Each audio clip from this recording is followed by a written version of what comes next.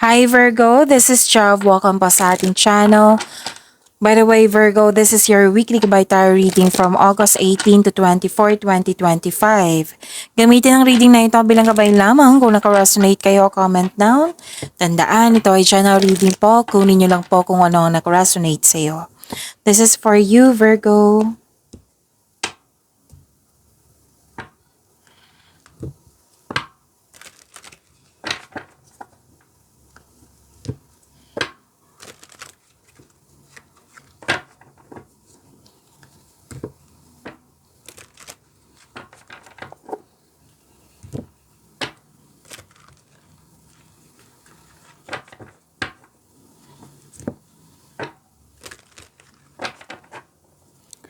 Para po ito sa iyo, Virgo.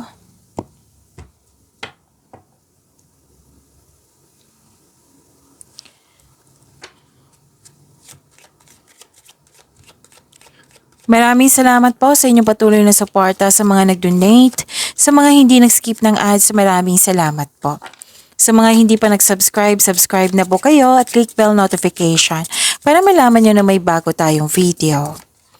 Para sa mga gustong magpa-reading, comment po kayo ng personal reading. Again, comment kayo ng personal reading and check my reply sa comment section.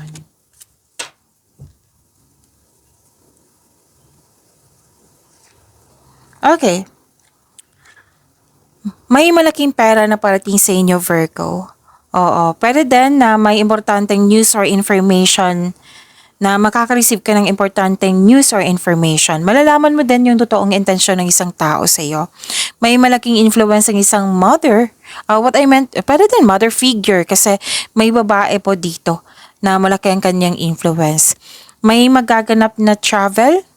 Pwede din bibigyan mo ng aksyon yung matagal mo ng plano. Pwede din literal na travel ito. Pwedeng new journey ito, adventure, or bakasyon.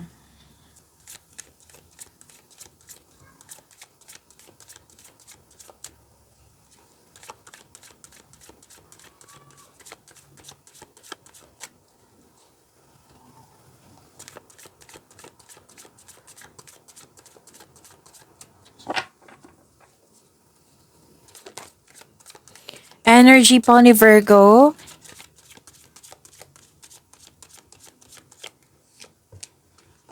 Andito po si Angel of Wisdom.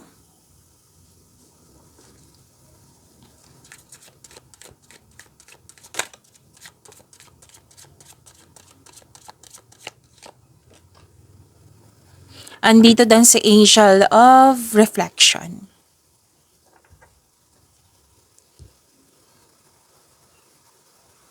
Kung may napansin kayo na repeating message, yan po yung pinupush ng cards nyo po. Like for example, nanood kayo sa isang video reading nyo at dito sa inyong weekly Gabay Tarot reading at may napansin kayo na repeating message. Yan po yung pinupush ng cards nyo na kailangan yung bigyan ng atensyon, solusyon at aksyon kung maaari po. So ano yung energy ni Virgo?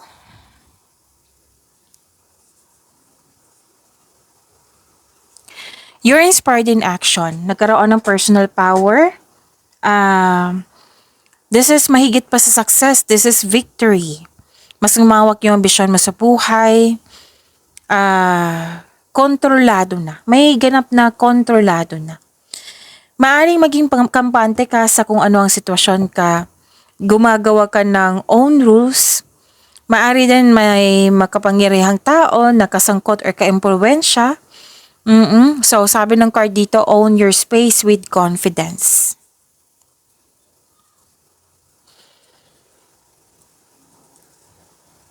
You have divine inspiration, nagkaroon ng inner truth. Hardworking, nakikita ko dito hard worker kayo, nagbigay ka ng mahabang pasensya. Maraming mga tao na takot mag-isa, baliktad naman sa'yo. Kayo po ay naglaan ng oras upang ikaw ay makapag-isip ng mag-isa, soul searching ika nga. You can restore your energy by spending time with yourself para sa pagbalik mo, you will feel your energy restored. Naghahanap ka ng solusyon sa inyong problema dito, sagot sa inyong mga katanungan. Sabi ng card, all life's answers are within you. Nasa iyo na po yung sagot, nasa iyo na po yung solusyon. Parang perfect time sa inyo na maglaan ng oras sa inyong sarili, soul searching. Pero then, gusto mong magtrabaho mag-isa rather than in collaboration. So, andito po yung si Angel of Wisdom.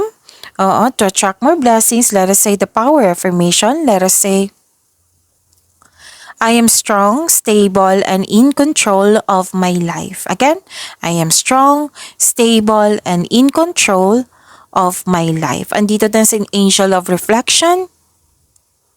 Ang sabi po dito, I create space. Let us say, I create space to learn more about myself and my spiritual path. Again, I create space to learn more about myself and my spiritual path.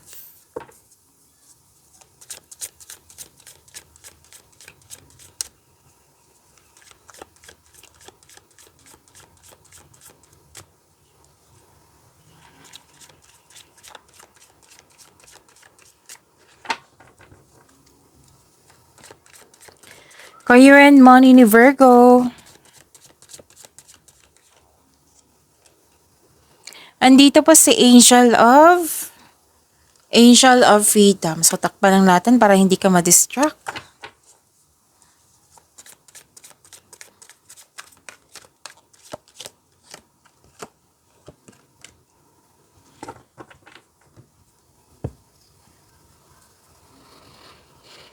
Sa career and money niyo po, nakikita ko dito na sobra, di ba kakasabi ko lang na hard worker kayo? Oh. Sabi ng card, nag-remind ng card niyo dito na huwag magpasobra sa trabaho. Pwedeng sobra sa paggasta or sobra sa trabaho. Or di kaya may toxic kayong kasamahan dyan.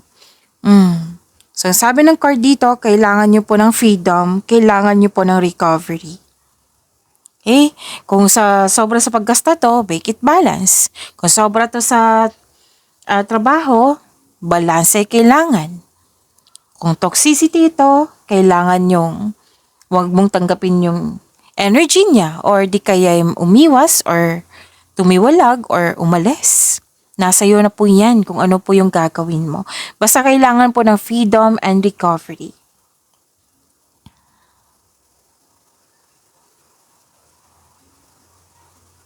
Okay, may plano pala kayo dito mag-resign ng ilan sa inyo or umiwas nga.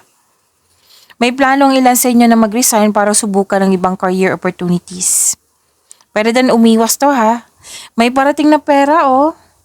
Claim nyo po na nag-clarify po siya dito sa inyong oracle cards. May parating na malaking pera. Claim nyo po. Magkakaroon ng financial stability.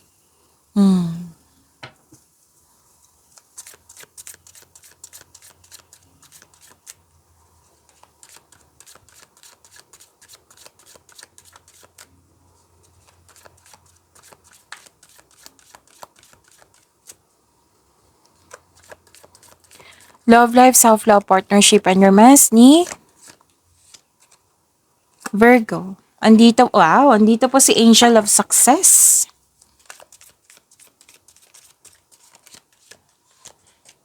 Andito din po si Angel of Blessings. Ang ganda naman.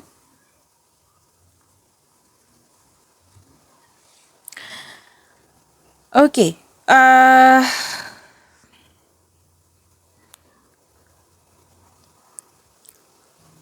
May nag-celebrate ng monthsary anniversary or di kaya achievement, birthday, any kind of party. Basta may celebration po.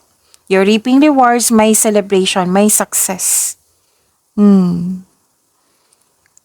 At ang sabi dito na, okay, ang ilan sa inyo may celebration kasi may magaganap na kasal, pamamanhikan, wedding bells is coming, or may ganap na kasal ngayon. Okay? May attraction dito sa teacher or student or marami kang nakukuhang kaalaman sa kanya, natutunan. Ang sabi ng card dito na babala sa masyadong mabait. So, hindi po record talaga yan. Kailangan maging mabait, di ba? Pero may nakita kasi ako dito parang nag-aabuso sa inyong kabaitan. So, pay attention. So, you're showing your kindness to everyone. May nasunod na tradisyon. Any kind of Pinoy na tradisyon. Nasunod po. Nag-celebrate kayo dito. May usapin tungkol sa education, sa teacher, sa student.